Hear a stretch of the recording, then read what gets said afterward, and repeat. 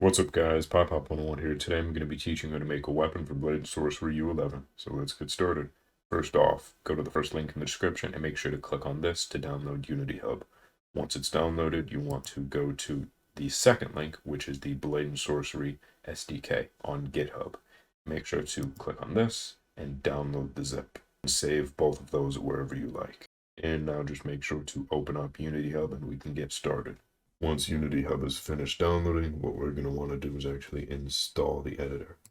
So if we go to our Blade Sorcery mod discussion, we need to type in Unity version. The Unity version pops up. We click on this link and it'll send us over to Unity Hub. And for me, it's already installed, but for you guys, it'll look something like this. Install the editor, it'll look like this. If you haven't installed Microsoft Video Studio already, make sure to click on it to do so. And if you want to make mods for Blade and Sorcery Nomad, make sure to click on Android build support and install. And once the Unity editor has been completely downloaded, it'll look like this, and all you do is click. And if any of you get this error after trying to open up the SDK, you just need to go to this location. So for me, I have to go to my C drive, Blade and Sorcery Master, packages, and we have our manifest right here. So if we open it up, now according to Meme Man, we need to delete this line right here, so the .github.com. So we scroll down, we'll see that it's right here. Just make sure to delete the entire line. Control S, make sure to save it and open it up, and it should be good as new. And once Unity is open, it'll look something like this. And then this is where we'll start to make our model. So first off, we should probably get a model. So what we're going to need to do is go to the third link, or I already have it here, which is Sketchfab. So this is what it will start as right here. And you're going to want to click on Search 3D Models, Category, scroll down. Let's start at Weapons and Military. Click on Downloadable. And you know what? Let's keep it to the most viewed weapons, because those are usually the best ones. And if we scroll down just a little bit, we can find a sword worth making, like this one right here. And once we have our model that we want to put in game, you need to scroll down, click on Download 3D Model, and most of the time you just download the original format. You'll mainly just want it in DIE or FBX. And you'll see that it opened up right here. Now, one thing that I'd like to mention to you guys is it does have the textures right here, but some of the sources have a model zip in it. So that contains both the textures that we just saw and the actual model. So let's drag this into our downloads folder real quick, and we can drag it into game, because we can't drag it directly from the zip into Unity. So now that we're in Unity, we just need to find a place to store it. In my case, I'll just leave it in the normal part right here. So I can just drag it in, and here we are. This is our model. So if we drag this guy in, you'll notice, oh no, it's pink. What are we going to do? Well, first off, we can attach a material to it. So if we go into our textures, we'll see these guys right here. So right click, go to create new material, and we can name this whatever we want. I'll just name it Matte. We can start by dragging it onto the weapon, and this is what it looks like so far. Now we'll have the albedo, which corresponds to the base, AO, which is the occlusion, metallic, which is obviously metallic, normal, which is the grooves and stuff that make it look more realistic to the normal map. All we need to do is drag it in, and you can drag in the occlusion, drag in the metallic, and notice it got a lot more shiny, which is exactly what we want. And finally, if we drag in the normal, it'll look like this. And then notice the texture is not marked as normal. Click Fix Now, and it'll fix it for you. And look at that. There's actual depth to these grooves now, which make it look a ton better. Other thing you can do is mess with the smoothness right here to make it more or less shiny. And always make sure to be constantly pressing Control S to save your Unity, so that in case it does crash, there won't be any issues with the save. And once our weapon is looking nice like this, we want to go to our assets, asset dependencies, proto level, asset dependencies again, and we can type in comment. Now what we're going to be looking for is the common dagger so that we can actually start building our weapon. So if I close this, turn off gizmos, you'll notice that we have the normal common dagger. So if we right click, go to prefab, unpack completely, then we can start changing it around and attaching our model. Make sure to do the same for this prefab, which is the model of our weapon. And what we're going to do is make sure to set it according to the dagger. So we can drag it in, and let's just make sure to line it up with the dagger. So if we turn it upwards like this, we set the X to -90, and what we need to do is rotate it this way. So if we set Z to 90, we'll notice that it is now facing the exact same direction as our dagger. And it is a ton larger than the dagger, basically so large that in the game it'll be, well, I guess 5 times the size of the dagger. So we can click on this and shrink it down, or we can also shrink it through this scale right here. But I'd highly recommend using this box right here. If this doesn't show up for you, make sure to change from these right here. Click on the box, and this is what you'll be able to do. It'll just make it so you can line up things better and scale them properly when they're in-game. So I believe that this is a good size right here. Make sure to turn this. And it looks to be lined up properly now. Awesome. After we've finished this, we can delete the mesh of the normal dagger now that everything is lined up properly. And first off, we can generate the preview. Make sure to grab the red right here, and you want it to be as large as the weapon is. And there we go. We'll set that up at the very end of this. So first off, let us go change our handle. So we have our handle right here. It has all the different orientations that our weapon will be used. And just so that you guys can see, notice the hand right here.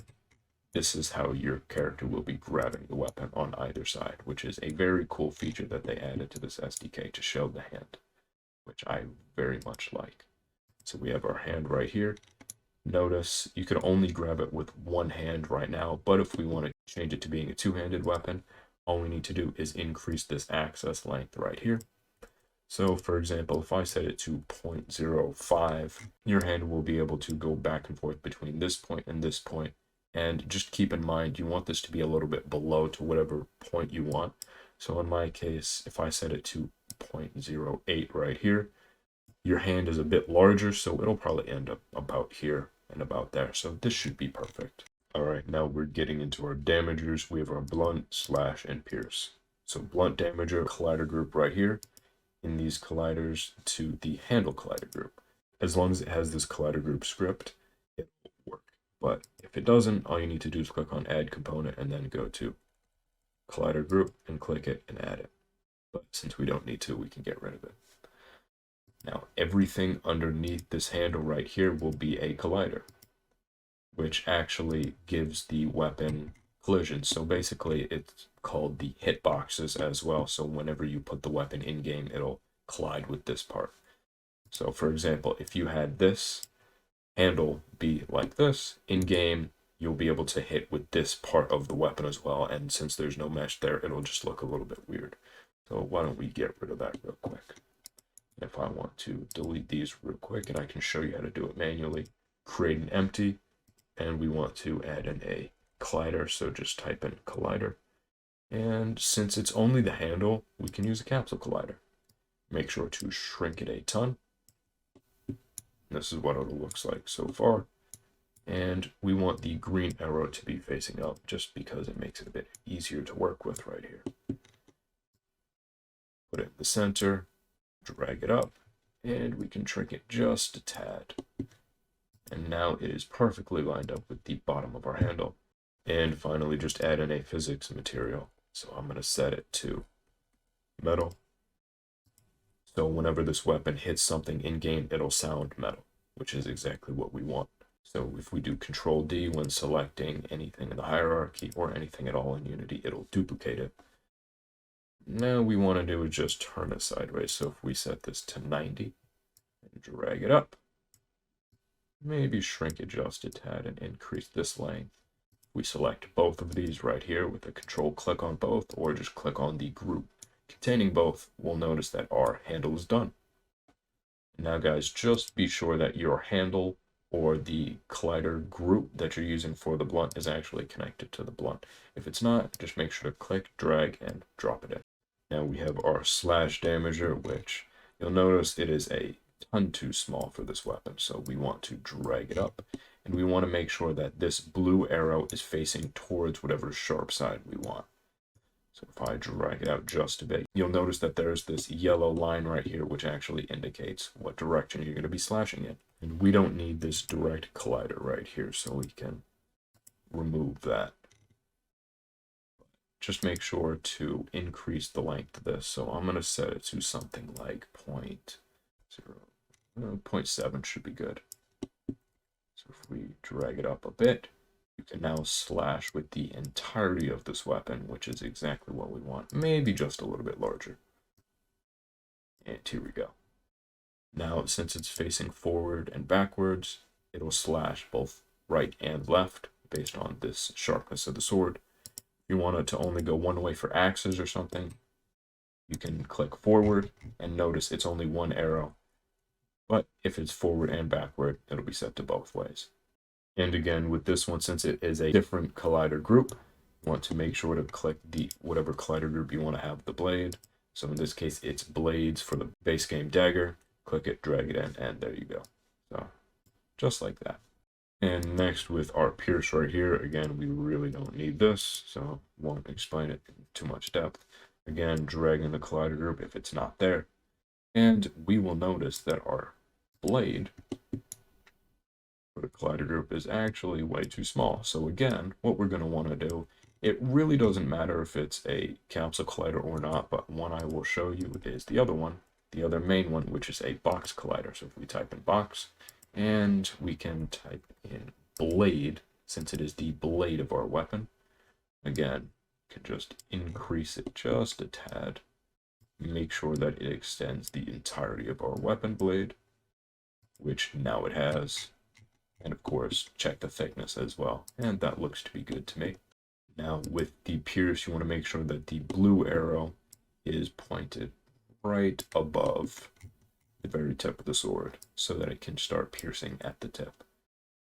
And if it's not all the way down, if this yellow line isn't all the way down, what we're just going to want to do is increase the depth. So if I set this one to being 0.7, you'll notice it is almost the entirety of the blade. So if I set it to 0.75 again, we will now be able to stick the entirety of our sword blade in the enemy. If we only set it to something like 0.3, we'll only be able to stick up to this line right here. And you'll be able to tell again, once you have this yellow line, how far it'll actually be able to pierce enemies. Now we'll want to go to our parry target, and this just extends the length of the weapon. So if you drag it to the center of the weapon, and I don't know, we set it to 0.5.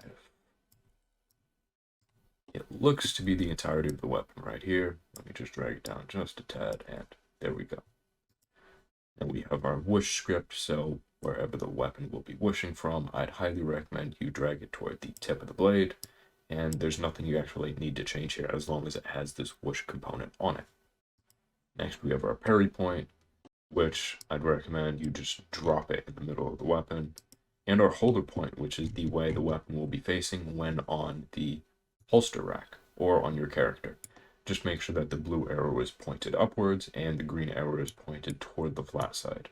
And then it'll go downwards on your hips and on the rack, which is exactly what we want. We've already set up the colliders, so our collider group actually allows you to do damage. So one with the blade, one with the handle.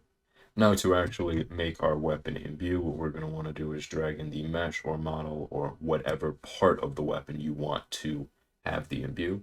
Drag it into this renderer right here, and we're going to want to click Generate Imbue Mesh. And you'll notice it goes throughout the length of the blade, which is exactly what we want. We did it for the handle, and we clicked Generate Imbue Mesh. It'll do an imbue for the handle right here. But since we don't want to do that, we can set that to none and make sure to delete that mesh. And this is what it looks like. Now we have our mesh right here. All you need to do is click on this check right here to remove the mesh render. But now when the weapon is imbued, the fire, lightning, or whatever particles will only spawn around the blade. If you want it around the entire weapon, either leave this blank or drag in your model to it as well. But we're not done with this yet. What we need to do now is go into our model. So we want to go back to our textures, and now we have this material again. What we need to do is change it so that it can actually take emissions. So what we need to do is click on this check right here, and if there is no emission map, we can drag in our metallic material, and that should do it for us. So once it's checked off, we drag it in, and you'll notice every metallic part of the weapon is now white, so everything that is metallic will be imbued. So for the most part, metallic works pretty well, and what you're going to want to do is click on this right here, set it to 1, 1, 1. And now your weapon will be able to get imbued now that we set it in the collider group right here. And we actually checked off a mission and set it to 1, 1, 1, which is exactly what we want to do. Now we have our mission set up. One thing that you could do is add an inertia tensor collider, which basically helps with some of the collisions. This is the one that the dagger starts off with. All you really want to do is, if we increase this height right here, make it the entire weapon. So you want it to surround the entirety of our weapon. And if there's any problems with the weapon's physics, this should fix it. So as long as it's encompassing the entire thing, it should be good. Just make sure that the capsule collider for it is not accidentally checked on, because if it is, then you'll be able to hit the enemy with this entire thing. And now, just in case anything has been accidentally disconnected, we want to go to our weapon, which has our item definition, and change it to whatever we want our new weapon to be. So in my case, I'll just name it Chev. Name this as well. And just in case, we want to drag our holder point there, our parry point here, handle, pierce, everything that we just did. And I'd highly recommend you add in the pierce to the fly ref. So this is what actually allows you to throw the weapon and for it to aim in the direction of the blade. And as long as you make sure to attach all these with the corresponding parts, there should be no issues. And if you do want to add in the custom inertia tensor collider, just make sure to check this box off and attach it right here. For weapons with some special abilities, you will be using this custom references, but I can make another video on that, showing you guys how to actually add scripts and stuff to it. One of the last cool things we can do with our weapon is actually give it the ability to get blood. So if we go to our material that is now completely set up, right click, Thunder Road, and we want to convert to Moze. Now this will change it to the Thunder Road lit shader, which is exactly what we want. And we'll notice that our weapon looks exactly normal. Now it will automatically make this texture, which will use all of these textures in order to make it. Make sure that our emission is set to 111 like normal, and everything is good like this. Now we want to check on reveal layers, and this is where it gets to be a little bit tricky, but we're going to add our reveal blood textures in. So what we need to do is go to our SDK, examples, reveal, and we have all these textures that we add to our model to actually get the blood working. So we add in our reveal right here, we add in this one right there, we add in this to the layer right here, and this to the normal. Now for this normal, we want to add in the same normal that our weapon is currently using. So we go back to our model, textures, and scroll down, drag it in. Now that we've set this up, any mesh or model that you want to be able to get blood, you need to set this reveal and have it be Moze, and you need to add this one component, which is reveal decal. Now it's recommended to keep it at 512 or below, so you can change that depending on the mask right here. But once you have this reveal decal and you have this reveal layers, make sure to check it off. Once both of those are set, our weapon will now be able to get bloody. And finally, once our weapon is done, we want to drag it in to create a prefab of it once it's absolutely completely finished. And it's named Chev right here. And finally, we click on the preview, and since we set it before, we click on generate icon, and look at how awesome our preview is.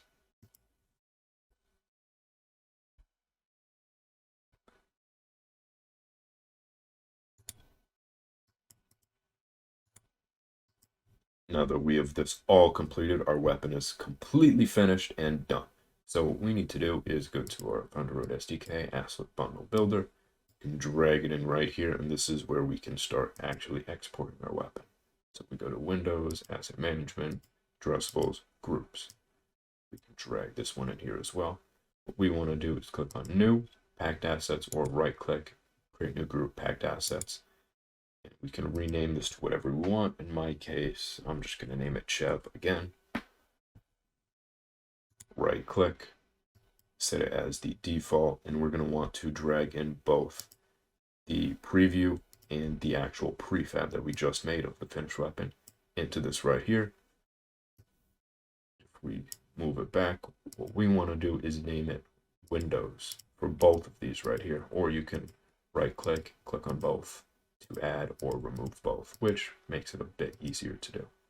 And if you don't see Windows or Android, click on that cog right there, plus, and make sure it's exactly Windows and exactly Android. Now we want to right click, change address, and name this icon to whatever we want. So in my case, PyPop101.chev.icon. And our prefab, which is the actual model itself, we want to name it PyPop101.chev. And you guys can name these whatever you want. I'm just naming it like this because it makes it easier for me. If, for example, our weapon is named something completely different, like this, if we select both, we can also go to Assets, Thunder Road, Addressable Rename Wizard, and add in whatever you want the beginning of it to be. Click Apply, and it will add it to the beginning. So if you have a lot of stuff right here, it'll make it a lot easier to add it to everything at once. But again, and now that we've set this up, we want to click on this witch broom right here, and it'll bring us to the asset bundle groups. You click on the inspector, you'll notice that it has all this good stuff right here. So we want to click Control D to copy the witch broom, and we want to right click and rename it to whatever we want. In my case, I'm just going to name it Chev because that's the name that I'm sticking with. Chev again, and make sure to set this to 0 to remove all that. Click it once, and now we're going to add in our addressable group. So to actually get our addressable group, if we drag this in here, these are our addressable groups. Now all we need to do is drag in our main addressable group right here, which is Chev, or if we click on this, we can just type in Chev and click on it, and now this is set. You'll notice if we drag our inspector back where it was, we now have the added Chev, which is this, and our completed Chev group. And yes, all of these steps are required to make our weapon be able to go in-game. We uncheck both of these, and we check Chev, and export now right here. All we need to do is set our game folder directory, so wherever your Blade and Sorcery folder is. So in my case, this is just my Save the Mods folder. All you need to do is select the Blade and Sorcery folder itself, click Select, and now build the asset bundle. Now, I will let you guys know, the very first time this happens, it might take a long time. For me, it took about 40 minutes, but I also had a lot of other assets in it. For you, I'd say it'll take a good couple minutes, your very first build. But while this is getting started, we can get started on making some of the JSONs. And we want to go to our mods folder, go to the JSONs that we already have. If you don't have the JSONs, what we're going to need to do is go to Streaming Assets, Default, copy this JSON.db. You can paste it again in here, it's really not any issue. And all you're going to want to do is set it to being a zip. Click yes, open it up, and you'll notice we have all of our JSONs in here, and we're going to want to take a weapon JSON. So I'd highly recommend you copy and paste all of them into a place with an underscore in front of it in the mods folder. The underscore is so that it doesn't get read by the game. And we can go to our items and make sure to take a weapon. In our case, since we just set it up with the common dagger, why don't we actually use the dagger for this one? So if we Control C, go to our mods folder, we'll notice that Chev has been built perfectly for us. So we can paste it in and take whatever manifest from any other mod that you have. So in my case, I can use the Ardent Blade right here, paste it in, and now we're set to actually make our weapon. And one cool thing is if you select all these, you'll be able to see how much space your weapon takes up. which 7 megabytes for a single weapon really isn't all that bad. But we're going to want to start renaming, so we have Chev right here. Copy it. Well, this is what we'll be naming our weapon. We have our ID.